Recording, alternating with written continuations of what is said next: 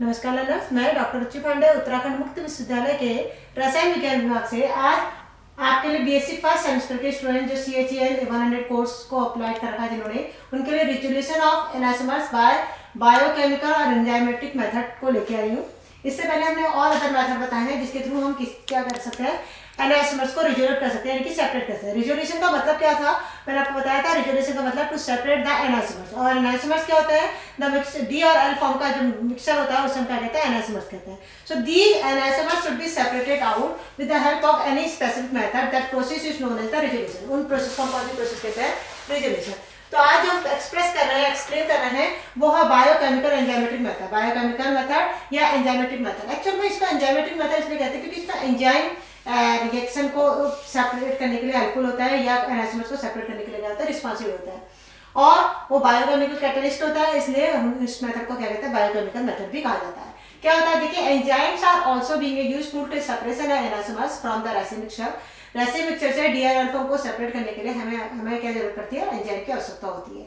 When certain bacteria and molds are allowed to grow in the solution resin mixture, they react with one anisomers exclusively and form a derivatives. As a result, only one isomers remain in excess in the solution, which can be easily separated out. क्या मतलब है, मान लीजिए ये आपका D और L का mixture है, आपका this is an D L mixture, ये आपका डी और एल का मिक्सचर है। इसमें किसी एंजाइम को इंट्रोड्यूस कर दिया आपने, क्या डाल दिया इसमें, एंजाइम डाल दिया आपने, इसमें इंट्रोड्यूस कर दिया एंजाइम को। एंजाइम डालने के बाद एंजाइम की एक्टिविटी इन दोनों, एंजाइम की एक्टिविटी इसके साथ भी होगी, एंजाइम की एक्टिविटी इसके साथ होगी। ये आपका रेसिन मिक्सचर है, ये आपका क्या है, रेसिमिक मिक्सचर। इस रेसिमिक मिक्सचर की में जैसे आपने एंजाइम डाला, एंजाइम इसके साथ भी एक्टिव होगा, इसके साथ भी एक्टिव, यानी कि डी, ऐसे मैं इसको ऐसे एक्सप्लेन कर सकती हूँ, डी प्लस एंजाइम और एल प्लस एंजाइम दोनों के साथ होगा। लेकिन एंजाइम डी और एल में से किसी एक के साथ ज्यादा एक्टिव होगा। मैंने ये लिखा है, देखिए, allowed to grow in the solution resin mixture, they react with the one anasomer exclusively and form a derivative. As a result, one anasomer remain in excess in the solution.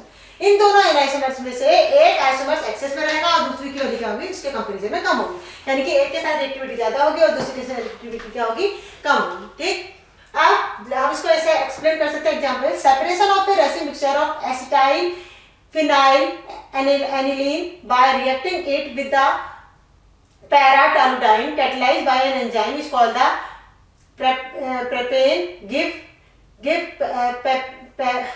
called in a give the para-toluidine derivative of acetyl L-phenyl aniline and the leaves unchanged acetyl D-phenyl aniline। क्या मतलब, separation resin mixture of acetyl phenylene. हम इसको, मैं आपको इसको, ये जो मैंने स्टेटमेंट बोला कैसे देखते हैं हम, ये हमारा resin mixture of acetyl phenylene. ठीक है, ये आपका रेसिन मिक्सचर, हमारा ये रेसिन मिक्सचर है। आपका रेसिन मिक्सचर क्या है, हमने जो लिया है resin mixture of acetyl phenylene. ठीक है, इसमें पैराटोलुडाइन को डाला और पेपेन एंजाइम जो है आपने इसमें इंट्रोड्यूस कर दिया, पैराटोलुडाइन एंजाइम जो है पेपेन। ठीक है, ये जो रिएक्टिव होगा, ये आपके डी फॉर्म, ये आपका जो पेपेन होगा, ये इसके साथ जब रिएक्टिव होगा रेसिन मिक्सचर के साथ, ये पेपेन जो एंजाइम होगा, तो एक बार इसके साथ रिएक्टिव होगा, एक बार डी के साथ, एक बार इसके साथ एल के साथ।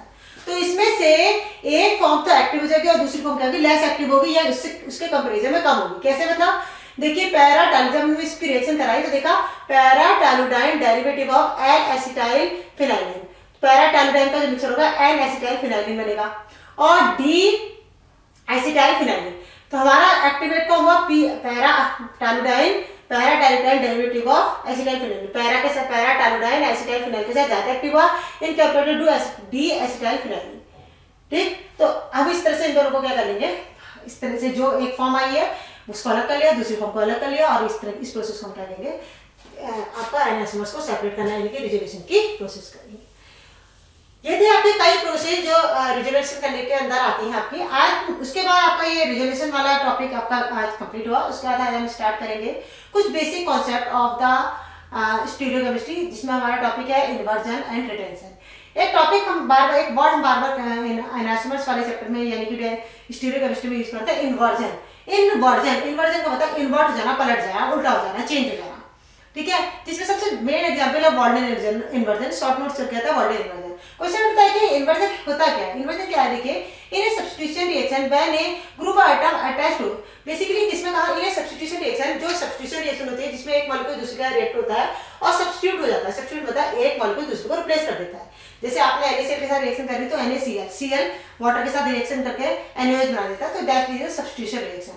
इन a substitution reaction when a group atom attach to the chiral carbon atom is replaced by any another atom is result the configuration. ये configuration का मतलब arrangement of the atom or group of the center atom change. The process is called the inversion of the configuration or simply inversion. The product after inversion thus obtained is the non-superimposable mirror image. हमारा कहने का मतलब क्या है, जब किसी inversion की बात आती है तो कोई भी मॉलिक्यूल X जो हमारा रेसिन मिक्सचर है, कोई भी मॉलिक्यूल से R है, मान लीजिए R रिएक्टिंग स्पीशीज है, किसी के साथ रिएक्शन करेगा, X के साथ रिएक्शन करी, आप इसको ऐसे ले लो, मैंने आपको कहा NaCl ले लिया, NaCl लिया हमने, उसको वाटर के साथ ट्रीट कराया, ठीक है, वाटर के साथ ट्रीट किया तो NaCl ने वाटर के साथ ट्रीट करके NaOH, तो ये सब्स्टिट्यूशन रिएक्शन है. एक तरह से इसमें क्या हुआ, सब्स्टिट्यूशन हुआ, किसका, Cl का सब्स्टिट्यूशन किसके साथ हुआ, OH के साथ हुआ. ठीक, अब इसको अगर ऑर्गेनिक केमिस्ट्री के टर्म्स में लेंगे, क्योंकि हम आपको स्टीरियो केमिस्ट्री पढ़ा रहे हैं, तो मैंने लिया है आपका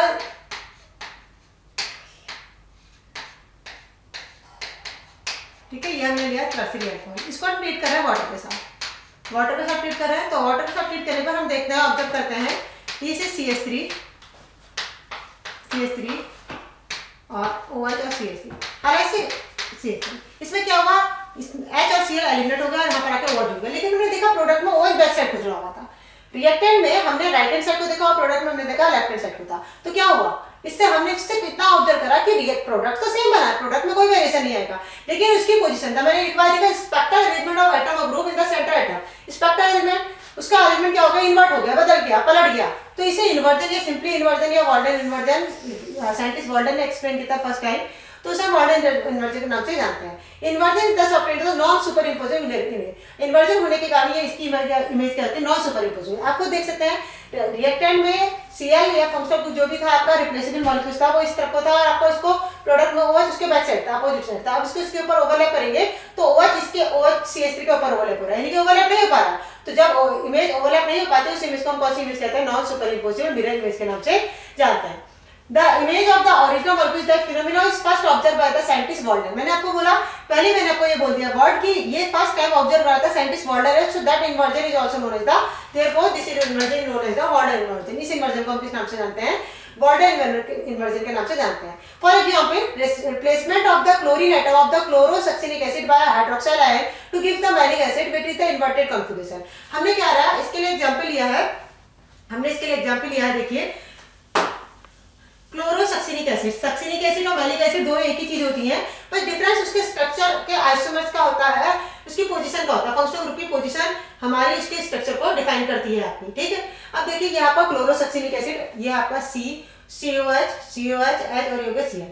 ठीक है, जब इसमें कोई फंक्शनल ग्रुप आपका अटैक कर रहा है, कौन सा अटैक कर रहा है, OH इसमें अटैक कर रहा है. ठीक है, OH आपने अटैक कर रहा है, तो OH इसके बैक साइड से अटैक कर रहा है. आप देख रहे हैं OH यहाँ से बैक साइड से मैंने शो करता है, कहने का था यहाँ से बैक साइड से. इसका रीजन मैं आपको बता देती हूँ, इसके बैक साइड से इसलिए अटैक कर रहा है कि OH पे नेगेटिव चार्ज है, और अगर OH यहाँ से अटैक करता है तो OH पे नेगेटिव चार्ज है, Cl पे नेगेटिव चार्ज है, आपकी पॉसिबल रिएक्शन नहीं हो पाएगी, और रिएक्शन होने से पहले या तो ब्रेक हो जाएगी या प्रॉपर ओरिएंटेशन यानी कि प्रॉपर स्ट्रक्चर ऑब्टेन नहीं पाएगा, क्योंकि माइनस और माइनस के बीच में रिपल्सन हो जाएगा. तो बैक साइड से अटैक करके हमें प्रॉपर अगर स्ट्रक्चर मिल जा रहा है तो हम उसके बैक साइड से अटैक कराएंगे. हमने OH को उसके बैक साइड से अटैक करा है, तो हमें find out the intermediate stage. Intermediate stage में हमें क्या मिली, ट्रांजिशन स्टेट. इस स्टेज को हम कौन सी स्टेज कहते हैं, ट्रांजिशन स्टेट. Cl इस साइड से है, OH इसने बैक साइड से अटैक करा. This is the COOH CH2COH हो गया, ये आपका हो गया COOH और दिस इज द H, ये आपका कितना हो गया. तो one side partially negative, this is one side partially negative. 1 2 3 4 5 carbon की वैलेंसी कितनी दिख रही है आपको, देख लीजिए आप, 1 2 3 4 5 कितनी वैलेंसी है, 5, जो कि पॉसिबल नहीं है. तो this is the stage is known as the transition stage. इस स्टेज को हम कौन सी स्टेज कहते हैं, ट्रांजिशन स्टेज. इस स्टेज पर कार्बन स्टेबल नहीं रह पाएगा, क्योंकि कार्बन की वैलेंसी कितनी होती है, 4. कार्बन हमसे कितनी वैलेंसी में सेटिस्फाई होता है, 4. इसीलिए immediately the Cl ion should be removed. तो हम यहाँ से बॉन्ड ब्रेक करेंगे, Cl ion should be removed and we get the OH, we get the 4 valency carbon. This is the OH, this is COH, this is H, this is CH2COH and we get the OH group on the back side. So हमने reactant में देखा था Cl group आगे front side यानी कि right hand side था, और हमने जो प्रोडक्ट ऑब्टेन करा तो OH ग्रुप बैक साइड था. हालांकि इससे स्ट्रक्चर के अलावा किसी चीज में कोई प्रॉपर्टी में ज्यादा वेरिएशन नहीं होगा. अब इस प्रोडक्ट का नाम है क्लोरोसक्सिनिक एसिड, लेकिन इसमें जब OH ग्रुप आ गया, Cl को रिप्लेस करके OH ग्रुप आ गया, सारे फंक्शनल ग्रुप सेम रहे, तो इस प्रोडक्ट का नाम है malic acid. This is known as the inversion. इस प्रोसेस को हम क्या कहते हैं? इन्वर्जन। वही मैंने बोला अभी एक दूसरे की non super imposition mirror image है, एक दूसरे पर अगर ओवरलैप करते हो तो वो एक दूसरे पर ओवरलैप नहीं हो पाते हैं। तो the inversion of configuration depend upon the nature of the reagent. Basically किस पर डिपेंड करता है? रिएजेंट पर डिपेंड करता है, and the nature of the solvent, reaction temperature and the nature of the substance which is replacing the group atom in the given molecules. उस given molecules पर depend करता है जिसमें सब्स्टिट्यूशन रिएक्शन हो रही है given molecules. Sometimes you will observe that the replacement of any group of atom is the chiral molecules give a new optically active isomers without the inversion of configuration. This is known as the retention configuration. In other words, we can explain the retention configuration, the preservation of the spectral arrangement configuration of atom attached with the chiral center of the optically active molecules during the chemical transformation of the reaction. क्या retention inversion के पश्चात हम आपको बताएंगे कि retention क्या है। Retention में क्या होता है कि the retention of the configuration, the preservation of the spectral arrangement. जिस स्पेक्ट्रल अरेंजमेंट है, दिस इज द, अगर ये स्पेक्ट्रल अरेंजमेंट है किसी एटम मॉलिक्यूल्स का, इसको आप एक एग्जांपल से एक्सप्लेन करते हैं। देखिए ये एक मॉलिक्यूल्स है, हमने कोई भी हमने लिया हमने CCl CH3, this is CH3 and this is CH3, ठीक है। टर्सरी कार्बन है। The preservation of the spectral arrangement of the configuration of atom attached with the chiral carbon atom. हमने इसकी किसी के साथ रिएक्शन कराई और रिएक्शन कराने के बाद भी जो प्रोडक्ट ऑब्टेन हुआ, जो हमारा प्रोडक्ट ऑब्टेन हुआ, उसमें हमने देखो ये CH3 तो कहीं भी मिल जाए कोई बात नहीं, Cl किस साइड होता है? राइट हैंड साइड होता है। तो मैंने यही बोला, देखिए with the chiral centre of the optically active molecules during the chemical transformation of the chemical reaction. तो प्रोडक्ट ऑब्टेन जो होगा इसी पोजीशन पर ऑब्टेन होगा केमिकल रिएक्शन होने के बाद भी, और होने के बाद भी वो इस तरह का होगा, लेकिन उसकी एक्टिविटी भी क्या होगी? ऑप्टिकल एक्टिविटी शो करेगा। यानी कि वो किरण प्रॉपर्टी अपनी डिस्ट्रॉय करेगा, अपनी किरण प्रॉपर्टी को डिस्ट्रॉय नहीं करेगा। इस प्रॉपर्टी को हम कौन सी प्रॉपर्टी कहते हैं? रिटेंशन। रिटेंशन का मतलब उसी जगह पर एज इट इज रहना after the reaction. The retention of configuration is occur when the substitution reaction the incoming group atom across to the centre किरण atom from the same plane or direction of the leaving group atom, resultant product that obtained will have the same configuration as the reaction molecules. मैंने यही बोला, return कोई भी reaction हो जाने के बाद उसमें जो प्रोडक्ट होगा उसका कॉन्फिगरेशन क्या रहेगा? सेम रहेगा। तो इस प्रोसेस को हम कौन सी प्रोसेस कहते हैं? रिटेंशन की प्रोसेस है। रिटेंशन एज इट इज रहना, जैसे कि मैंने लिया है ये, इसके एस फॉर्म है 1 ब्रोमोफिनाइल बेंजीन, 1 पोजीशन पे ब्रोमो, और आपका बेंजीन के साथ, बेंजीन को क्या कहते हैं? आईयूपीएसी नेमिंग के अकॉर्डिंग फिनाइल ग्रुप कहते हैं। 1 ब्रोमोफिनाइल प्रोपाइल 1 2 3, कितने कार्बन है आपके? 3 कार्बन है। तो दिस इज 1 कार्बन आपका, ये कार्बन आपको दिख रहा होगा आपका, ये आपका फर्स्ट कार्बन है, ये सेकंड कार्बन है, थर्ड कार्बन है। तो प्रोपाइल हो गया 1, आपको यहाँ से काउंट होगी नंबरिंग यहाँ से, तो 1 2 3, तो 1 bromo propyl benzene, 1 bromo propyl benzene है। इसकी कौन सा कॉन्फिगरेशन है? एस कॉन्फिगरेशन है। जब आप इसको वाटर के साथ ट्रीट करा रहे हो, जब इसको आप वाटर के साथ रिएक्ट करा रहे हो, जैसे कि सपोज मैंने इसको वाटर के साथ ट्रीट कराया, अगर मैंने इसको वाटर के साथ ट्रीट कराया, हमारा जो प्रोडक्ट ऑब्टेन हो रहा है CH3 यहाँ पर आ गया ओवर, आपका Cl निकल गया और यहाँ गया CH3, ठीक है। ये आपकी इसकी कौन सी प्रोसेस हुई? रिटेंशन की प्रोसेस, ठीक है। और अगर हमारा प्रोडक्ट ऐसे मिल रहा है, दिस इज CH3 और दिस इज CH3, तो क्या हुआ? OH group on the back side, OH group back side चलेगा। तो इस प्रोसेस को हम इन्वर्जन कहेंगे, लेकिन अगर एज इट इज उसी डायरेक्शन में से हो रहा है तो इस प्रोसेस को हम कौन सी प्रोसेस कहेंगे? रिटेंशन। तो वही बात है, हमने इसकी एस फॉर्म लिया, 1 ब्रोमोफिनाइल बेंजीन है, इसको ट्रीट कर रहा है वाटर के साथ। जब हम इसको वाटर के साथ ट्रीट करते हैं तो Br है, यहाँ से H लिया तो क्या एलिमिनेट हो गया आपका? Br बाहर निकल गया, और इसकी पोजीशन पे क्या जुड़ गया? OH। तो देखिए इस Br से OH जुड़ा इसी पोजीशन पर, तो H1 फिनाइल प्रोपेन 1, ये इसका कॉन्फिगरेशन कौन सा कहलाएगा? रिटेंशन। मैंने क्या कहा? उसी पोजीशन पर अगर है तो वो रिटेंशन कहलाता है, ठीक है। अगर उसके अपोजिट चली गया, यानी कि इसकी पोजीशन में क्या हो गया? ये इसके बैक साइड चली गई, देखिए डॉट डॉट लाइन से दिख रहा होगा, OH group on the back side मतलब उसकी पोजीशन इन्वर्ट हो चुकी है। तो इस नाम तो ये देखिए 1 फिनाइल प्रोपेन 1 ऑल, लेकिन ये इसका कौन सा कॉन्फिगरेशन कहलाएगा? इन्वर्जन कॉन्फिगरेशन के नाम से चला जाएगा। तो इस तरह से हम इन्वर्जन और रिटेंशन को आइडेंटिफाई कर सकते हैं। बस इतना सा आपको याद रखना है।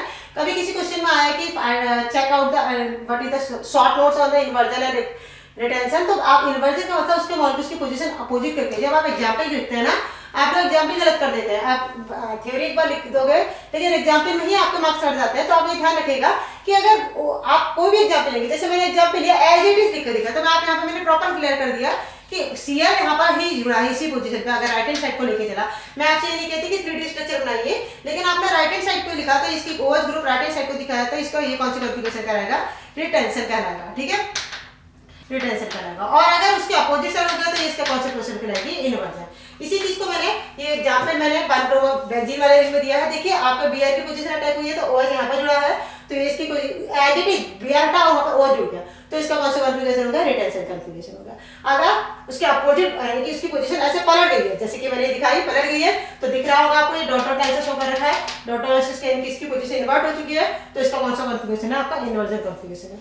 तो आज हमने आपको जो पढ़ाया वो पढ़ाया आइसोमर्स को सेपरेट करना, ठीक है, इन्वर्जन और रिटेंशन। ये छोटे छोटे शॉर्ट नोट्स होते हैं जो आप लोग क्लियर नहीं कर पाते हैं, तो इन वीडियो को देखिए आप आराम से इन शॉर्ट नोट्स को क्लियर करिए। आपके CHEN के कोर्स CHEN 101 के कोर्स के लिए बहुत इंपॉर्टेंट चीज है। Thank you, have a nice day.